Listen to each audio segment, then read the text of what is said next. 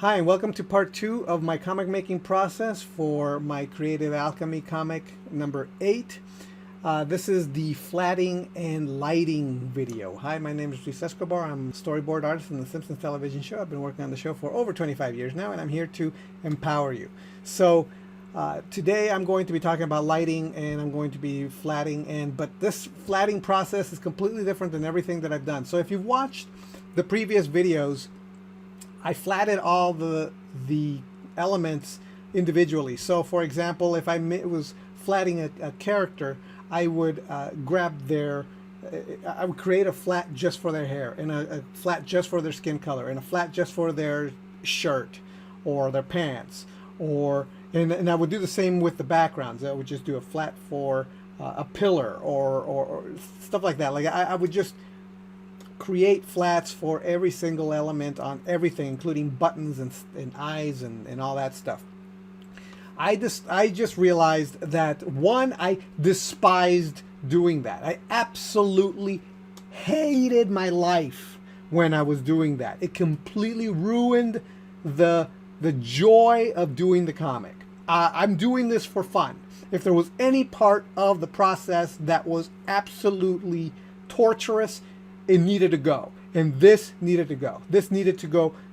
I needed to do something else that wasn't going to make me want to shoot myself, because that wasn't the point of the process. I didn't want to feel awful when I was doing this. So I decided to try something different, and I realized that I enjoy painting a lot. So I decided that I was going to do as close to painting as I could when I was doing the coloring process. So the way that I was going to approach it this time was simply by creating a selection layer of the whole character as like the silhouette, like the whole, I would fill it in. So you'll see that. And that's as far as the flatting went. I didn't break down the flatting any more than that.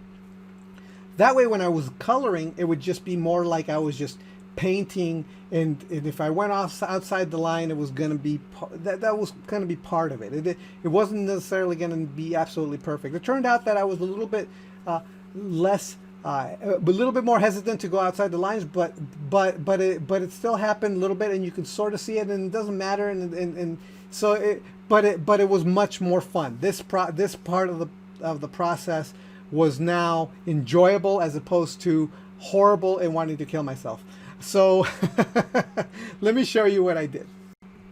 All right, so the first part of the process is flatting, and the easiest way for me to do that was to select the outside of the character and then invert the selection, and then just fill in the interior of the selection with gray, and any spots that didn't quite get filled in, I filled in myself. Also, I'm using a pencil. I didn't ink any of these drawings. They're still using the pencil tool, which means that the outlines and stuff are really rough.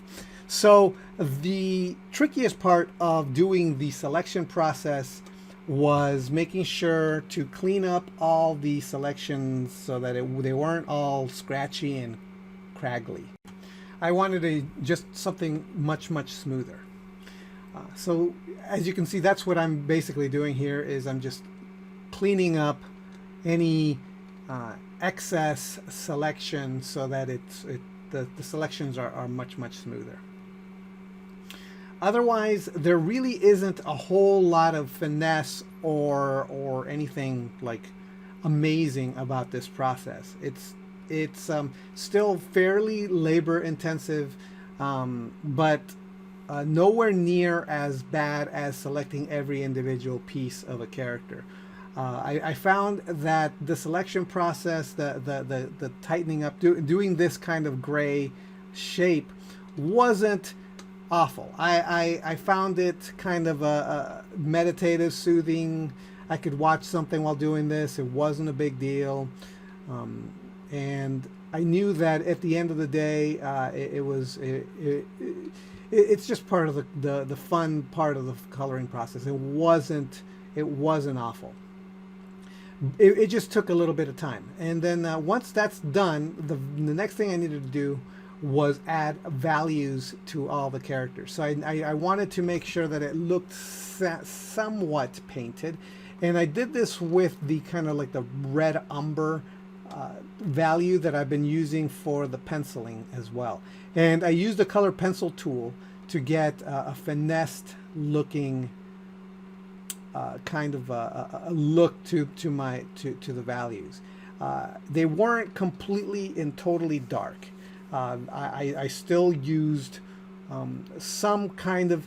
I didn't press so hard that the values were really dark. I just needed to make sure that the values were there, that the soft areas were soft, that the hard edges were hard, and that there was a general direction for the light, and the light was consistent. Because I knew that once I started adding color, all of this would start just kind of coming to life. They would just kind of start to pop. And I like using gray, as mid-gray as possible, because usually like values, once you start adding color, they tend to, well, they don't tend to all be this value, but this neutral gray is a good in between the lightest lights and the darkest darks. But as I said, there was nothing in here that was necessarily darkest dark. I didn't go full dark on any of the values in any of these drawings. But in general, just trying to be consistent with the values was the thing that was going to sell this. Overall, that was basically the thing. This is all set up for the coloring process. And the idea here is just to make sure that what I also put when I put the values is to break putting the values in the right places, making sure that the planes of the characters' faces are clear and that they're there. I'm not putting arbitrary. I'm not just putting dark for dark's sake, for example. That is something that you may think is a thing, but it really isn't. You don't just arbitrarily put the values wherever and think that you're adding solidity. They have to be consistent, but they also have to work with the structure and the construction of the planes of the face of the characters that you're working with. And so that was important, and which is why you could see, especially in the characters' faces, I'm breaking up the values and making them have edges and a full side, like as if they have slightly more boxy faces than you'd think, and the nose I also treated a little bit more boxy than you would than you'd think. But that's it. This was the process.